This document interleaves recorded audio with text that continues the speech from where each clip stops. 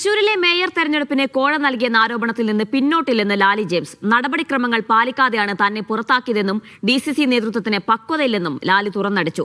നേതൃത്വത്തിന്റെ നടപടി ഉചിതമെന്നാണ് മേയർ നിജി പ്രതികരിച്ചത്. ലാലിയെ തള്ളി നേതൃത്വവും രംഗത്തെത്തി.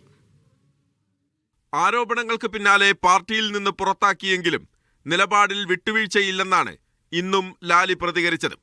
അർഹതപ്പെട്ട സ്ഥാനം പണം നൽകാത്തതിന്റെ പേരിലാണ് നഷ്ടമായതെന്നും നേതൃത്വത്തിന് പക്വതയില്ലെന്നും ലാലി പ്രതികരിച്ചു. വിശദീകരണം ചോദിക്കാതെയോ നോട്ടീസ് നൽകാതെയോ ആണ് നടപടി. പുറത്താക്കിയാലും അവസാനം വരെ കോൺഗ്രസ് പ്രവർത്തകയായി ജനങ്ങൾക്കൊപ്പം ഉണ്ടാകുമെന്നും ലാലി പറഞ്ഞു. എന്നോട് ആരും ചോദിക്കാൻ പോലും ഉള്ള മര്യാദ കാണിച്ചില്ലല്ലോ. അപ്പോൾ ആരുടെയൊക്കെ വായടപ്പിക്കാൻ വേണ്ടി ചെയ്യുന്ന ഇരുട്ടിൻ്റെ മറവിലുള്ള സസ്പെൻഷൻ ഓർഡറിനെ ഞാൻ ഭയപ്പെടുകയില്ല.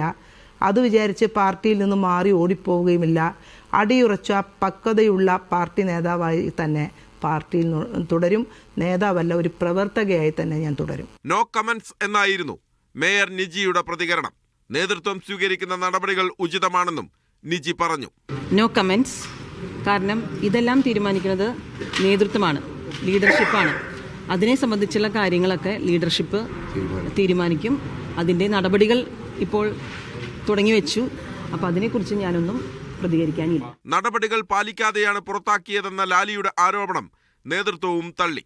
നോട്ടീസ് നൽകി നടപടിയെടുക്കേണ്ടതല്ല വിഷയമെന്നും പാർട്ടിക്കെതിരെ ഗുരുതര ആരോപണം ഉന്നയിച്ചതിനാലാണ് ഉടനടി നടപടിയുണ്ടായതെന്നും കൊടിക്കുന്നിൽ സുരേഷ് പറഞ്ഞു. ഷോക്കാസ് കൊടുത്ത് മറുപടി വാങ്ങിച്ചതിന് ശേഷം നടപടിയെടുക്കേണ്ട ഒരു കാര്യമല്ല അവരിൽ നിന്നുണ്ടായത്.